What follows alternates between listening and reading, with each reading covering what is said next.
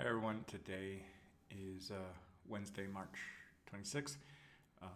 Still been coughing quite a lot today and trying to get some more rest and drinking water and resting. This morning I took my kids to school and then breakfast and then had the day to rest. And I mean that's basically it. I wish I could be a little bit more active, productive this week, especially since tomorrow I'm after this recording reflecting on what I want to write to for 8 years of organizing this challenge since we started on March 27th, 2017.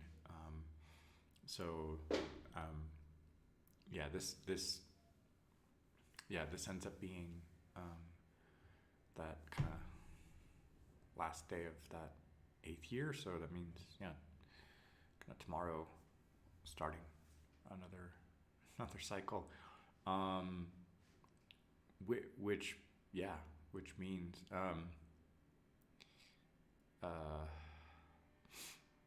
I mean, to be honest, part of inspiration at the time, eight years ago,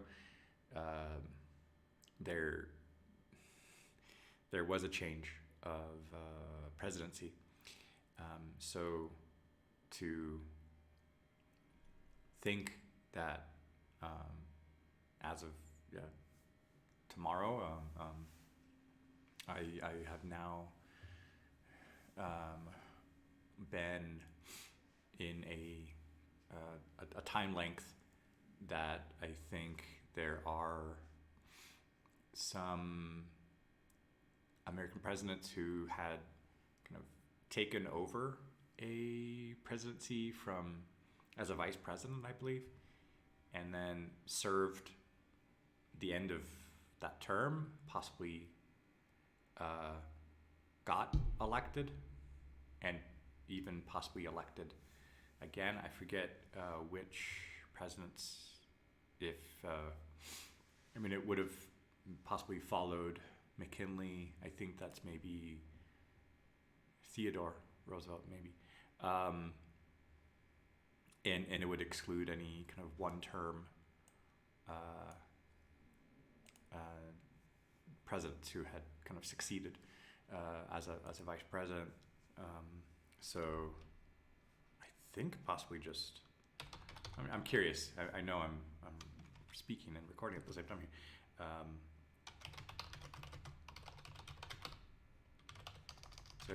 There's a Wikipedia article for this, I think. The time in office. So obviously Franklin Roosevelt with 3 terms and getting into that term, but apparently in terms of like 2,922 days, and then that's basically these 2 full terms. There's many presidents who were elected twice, but I don't actually see. No, Theodore Roosevelt was taking over from McKinley, and then a full term. No, he didn't have 2 and extra. So these these kind of 1, 2, 3, 4, 5, 6, 7, 8, 9, 10, 11, 12 presidents who have done 2 full terms. That's 2,922 days. And if I look up here on this time and date calculator, this would be back to March 27th, 2017. today, and maybe including today. So that is putting me, yes, exactly. That's the 8 years, 2,922 days, and it does account for, or 96 months. It does also account for leap years, which would have happened as well. So, yeah, similar to these 12 American presidents who have served in office for 2,922 days, and knowing that, the next day, like, that's it, like, you don't get an extra. I'm continuing, yeah. So it still is cause for reflection on, like, my mindset 8 years ago. So, like I mentioned, there was a change of presidency, and that kind of 2 months time period where most times in the press people are talking about these, like, first 100 days, and when you, like, literally see the writing on the wall, in the kitchen where I was living, there were these little tiles, and I was using the tiles as a calendar, and I do remember having like a countdown to January 20th, and just kind of left this, like, January, February on the wall, and just kind of felt like I was living in this limbo of, like how, what is this? And there is a quote from, it's distorted a little bit, but I think it's inspired by an idea that was expressed by Gandhi, but over the years it has been transformed. But the idea of, like, be the change you wish to see in the world. So it's I take that inspiration as, like, be active, don't be passive, don't wait for somebody else to take action. If there's an emergency, there are comments from first responders, and that and kind of group psychology is that somebody among the neighbors or bystanders or witnesses, everybody thinks somebody else is going to call the first responders, then the police, fire, and nobody does. So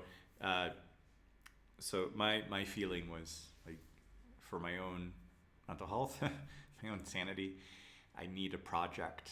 I want to be embracing languages, cultures, creating community, bringing people together online in a shared common goal of just, like I love humanity. I love how, like, multicultural the world is. Every language I learn is a new way to respect other cultures and find insights, and it's also just our shared humanity. And so seeing intentions to go against those values, those principles that I hold very deeply, it really bothered me, and I was reflecting quite a lot on this idea, like, I don't know, be the change, and, like, don't wait for somebody else to kind of do something. Also, at that time, there was a project for a kind of an online summit that I was collaborating kind of behind the scenes. At the time, I didn't know anything about my kind of potentially undiagnosed ADHD. So, in other things, people pleasing, saying yes when I should say no, and just lots of things going on behind the scenes where I didn't know that these things were there, they were present. So collaborating with somebody and making promises, and also my at the time my children were 8 years younger, so they were at that time they would have been like 5 and 3. So they were still very kind of to be active and present, and I remember their just the kind of taking care of them in the evenings, and then the bedtime routine, and I think I would, because I was going to interview somebody for part of the summit, and because it would have been early in the morning for them, based on the time zone different, I over kind of slept, and I was so embarrassed, and that led to my being removed from that project, and the other person ran the summit completely on their own. I did not participate in any other interviews.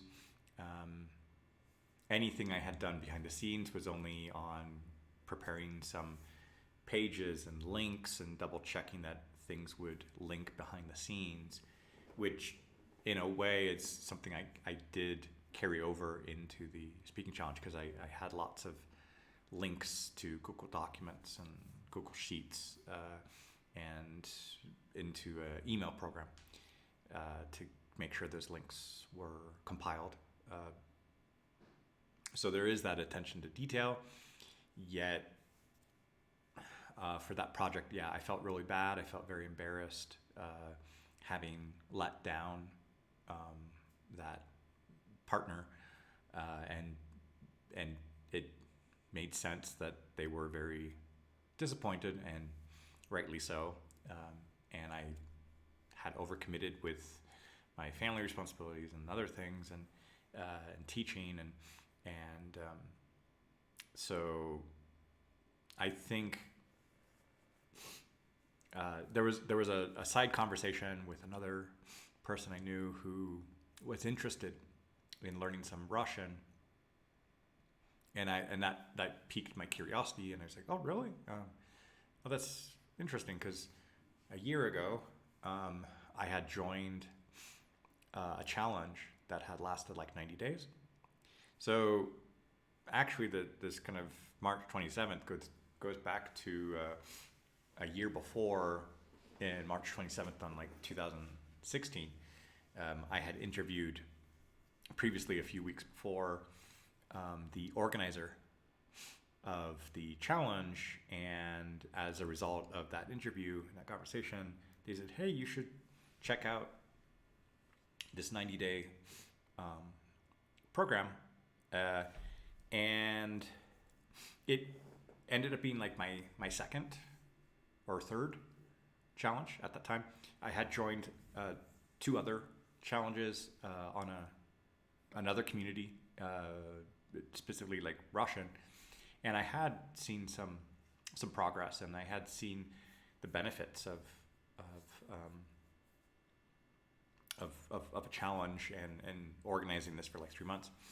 So it had been my goal previously in those other 2 challenges to document my process, my recording and practice. And at that time I was only working on one language, Russian. And when I did join in the end of March 2016, and then went for like 90, I think 100 days, I managed to make those recordings and just document whether I was tired or not, or I knew what I was going to say. Excuse me. And so, thanks to those previous challenges, there were some contacts with another platform that was looking for an English teacher to collaborate with. And so by the time I got to about July, August of like 2017, that interview, the podcast, and like I had been doing that also for about 90, 100 days, I think. I was doing like Monday to Friday, but it was just not sustainable. So everything kind of just collapsed once I got to July, August, when my teaching schedule was exploding.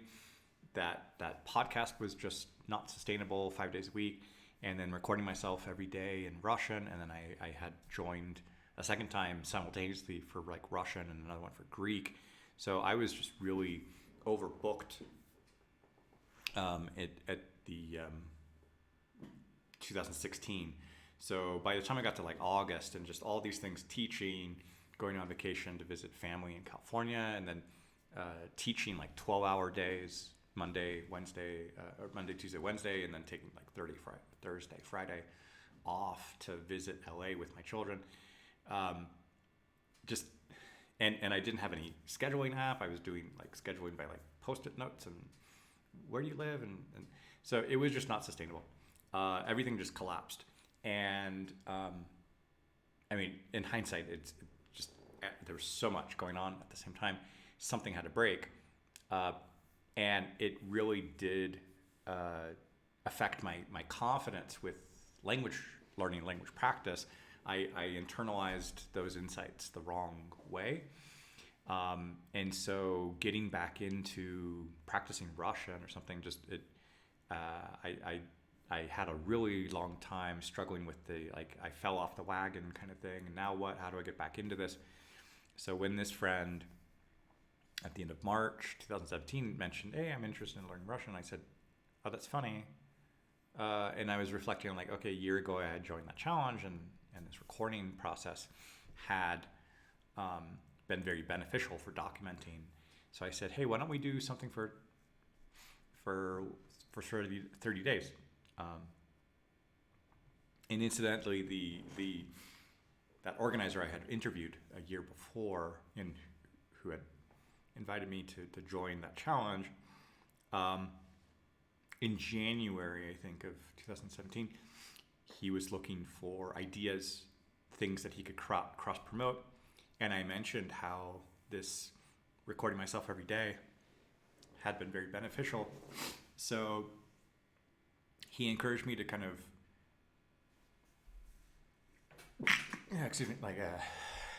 test it specifically, maybe like 2 languages, to try to see if I could get something specific and see if that concept could be validated and work. And then so this opportunity, when this other friend mentioned they were interested in Russian, I said, okay, I have an idea. Let's do something. And he seemed interested. So the two of us at least said, okay, well, we're going to do this for 30 days. In just that like one person committing, I decided like, okay, what if I promote this in lots of different Facebook groups that were for language learning and other platforms that I was in, to see, hey, I have this idea, and we're going to do this. And based on my experiences from these other challenges, I had the essence, I had these ideas. There were some other books I had been reading that were some strategies, like productivity things. So it became an outlet to share a lot of this advice on language learning and speaking practice, and providing topics and ideas, and encouraging people to listen to each other and give feedback. And people were really excited. We did get, I think, about like 80 people who signed up in that first month in 2017. And the feedback was positive. And so I continued for 96 months. And there's been lots of things that have taken place in the past 8 years. There was a pandemic and the effects, how that kind of affected lots of people, and then through on a kind of a relationship level, my relationship of 19 years with my children's mother came to an end during the pandemic lockdown, and just stress and things and reflections on things. And so where I live now, it's now been 4 years. So that has been a whole learning process. And as I mentioned, there were things on like ADHD, lots of things to uncover and realize and process. And I would say that the daily reflections that I write and these ideas of just kind of vlogging, thinking out loud and speaking and doing so in multiple languages, it has allowed me a lot of self-awareness, a lot of reflection, deep reflection, and these topics, whether it's what did I do in the day or a topic that comes to my mind inspired by something that's going on.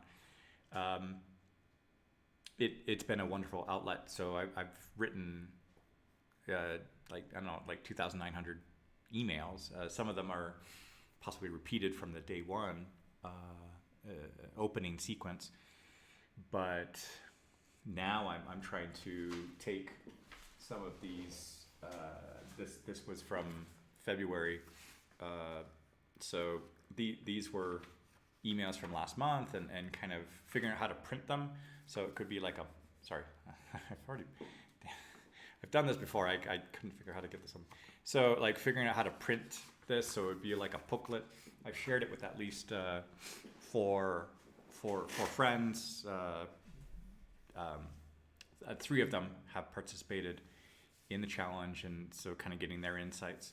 And another friend who hasn't joined it, but did find some insights and positivity and things as a way to kind of read through it. So this is a collection of like 30 emails, but the PDFs kind of get into about 18 pages or so.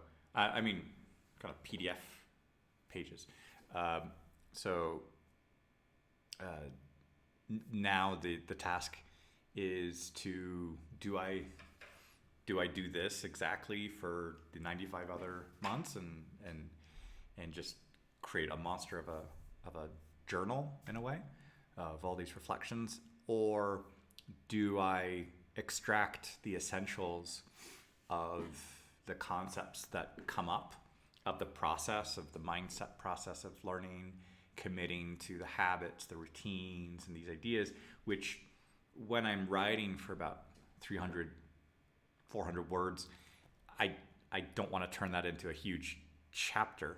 But if I am specifically wanting to flesh these ideas out into a book, which has been also a process I have kind of approached for when I'm doing presentations, and when I have things like all of these stacks of post-it notes when I'm preparing my presentations, and then I'm taking those post-it notes and kind of reflecting on, well, if this is the presentation, and these, like each one of these post-its is a slide, and I get to an explanation. So there's content on a slide, and then as I'm doing a presentation, I can kind of riff on that idea and really explain something, and then move on to the next one. So I'm trying to figure out like this process of these slides and how basically a transcription of those ideas of like a presentation could become a book. And then I'm realizing, because there's like something like 8 years of these emails, it could be a whole series of these books. So there's a lot that I've been writing. There's a lot I've been speaking. This has been my third baby. I have my 2 children, and this has been a baby that has been kind of growing as a community these past 8 years, and it has taken inspiration from a kind of many sources.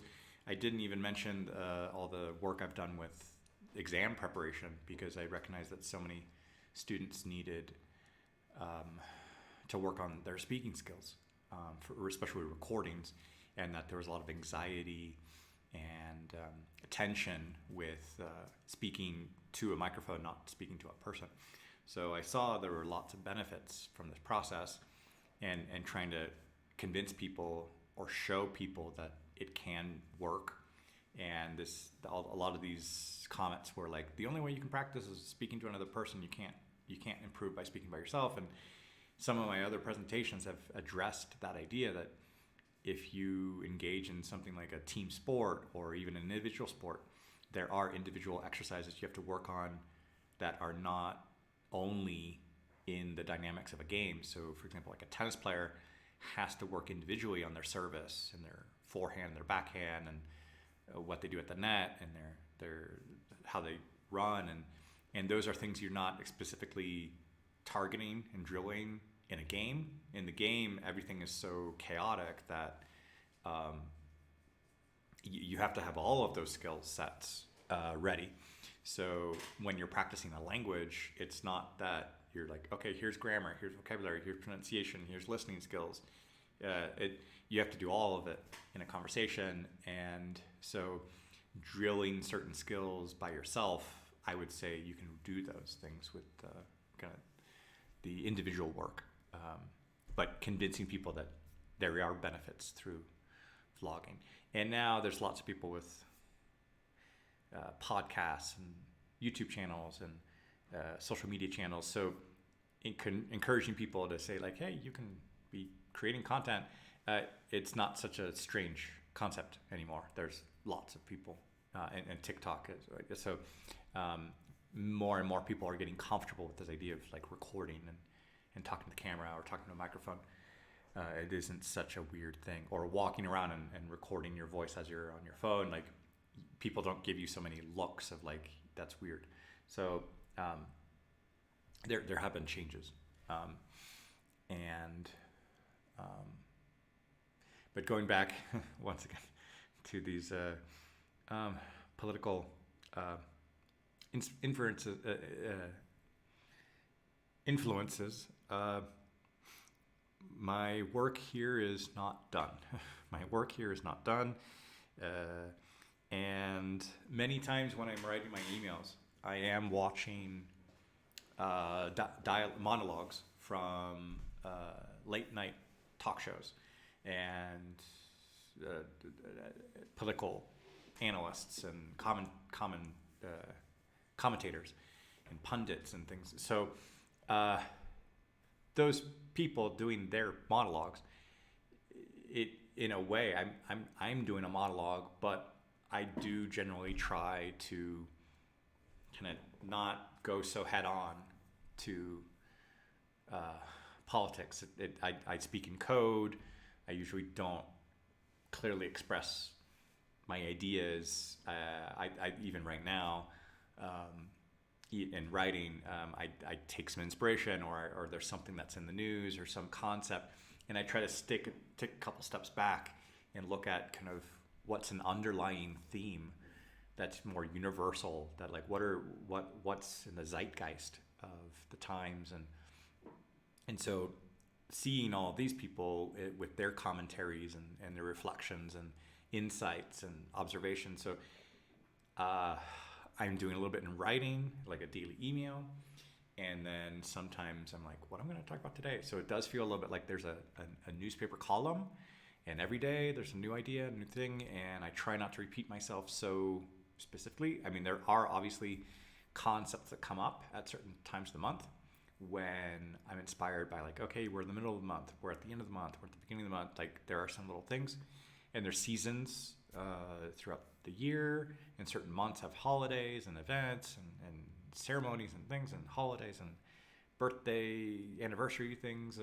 So there is a potential calendar of things that could be going on throughout the year as a source of inspiration, in addition to just different topics and getting people to collaborate and contribute questions as well. But so there's a lot of things to talk about for topics.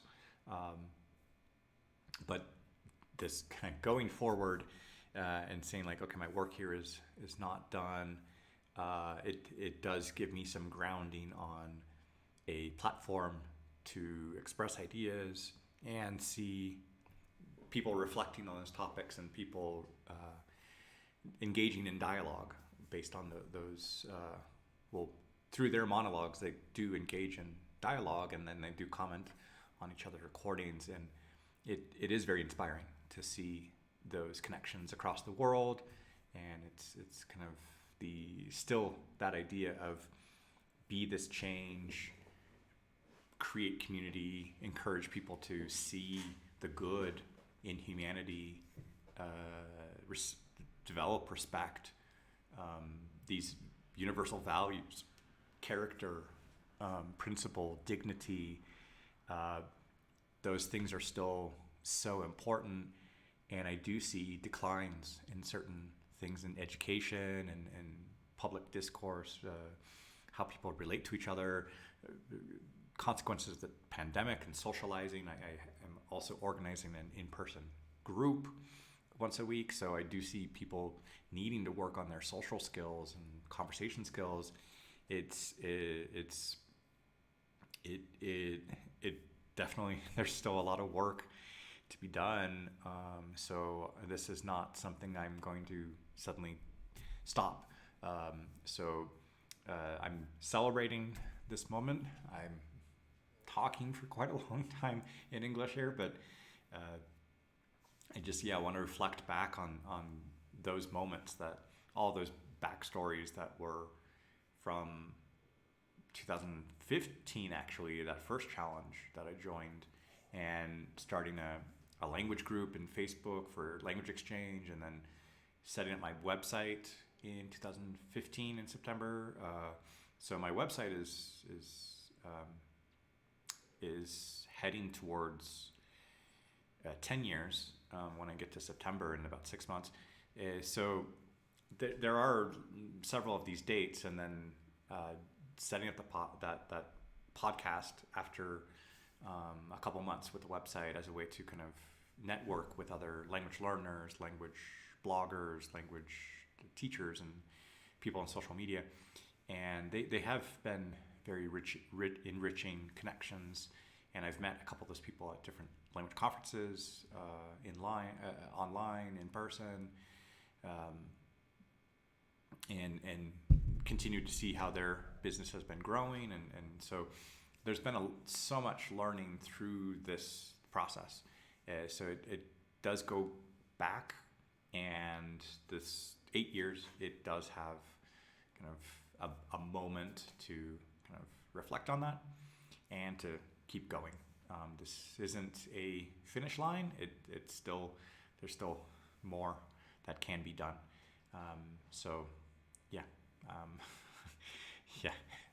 Let me move on to the other languages. Hola a todos. Hoy es el 26 de marzo y hoy estoy reflexionando sobre como 8 años de este reto, y estaba checando los días, los meses, años de algunos presidentes, una docena de presidentes americanos que han logrado 8 años, 2 administraciones o dos 2 periodos de 4 años y me siento que estoy como un poquito parte de ese grupo pequeño de gente que han hecho algo como y voy a seguir y estoy reflexionando sobre muchas fuentes de inspiración, de tener un sitio internet, tener plataformas para enseñar, tener un podcast durante 3-4 meses y otra vez pienso en tal vez podría lanzar de nuevo un podcast que había hace 9 años y sí, en muchas cosas y pues ya he hablado tanto media hora y ahora la voz. Estoy muy contento con este programa. Hay muchísima transformación y crecimiento cada día. Enriquece mucho. No tengo agua. Ya, no voy a hablar mucho. He pasado mucho tiempo hoy con tos y descansando. Yo creo que ahorita estoy muy emocionado de hablar mucho, pero debería descansar. Bonjour tout le monde, aujourd'hui c'est mercredi le 26 mars et je réfléchis beaucoup sur le fait que ça fait 8 ans que j'organise le défi et que je viens de dire en anglais qu'il y a beaucoup d'histoires derrière et beaucoup d'inspirations qui ont convergé pour ce programme. Je n'arrive plus à parler. Pardon. Hallo an alle, heute ist der 26. Tag und heute ist jetzt 8 Jahre, dass ich organisiere der Herausforderung und heute bin ich krank. Nochmal, ich habe viele auf Englisch gesprochen, aber jetzt es geht nicht besser, ich möchte nicht so viel sprechen. Das ist alle. Ciao a tutti, oggi è 26 in marzo e oggi è 8 anni che faccio questa sfida e sono molto orgoglioso di fare questo e aiutare molte persone per imparare le lingue in internet e aiutare altre persone con ascoltare, parlare e avere una comunità. Oggi non devo parlare tanto, ho parlato molto in inglese. Questo è tutto. Всем привет, сегодня 26 марта, и сегодня еще раз я болен, я не должен говорить много сейчас на русском, но уже это 8 лет, что я организирую этот челлендж, и у меня есть много гордость, что я делаю это, и чтобы помогать людям, которые хотят учиться иностранные языки. Но я должен отдыхать, это уже 40 минут. Так, большое спасибо, пока.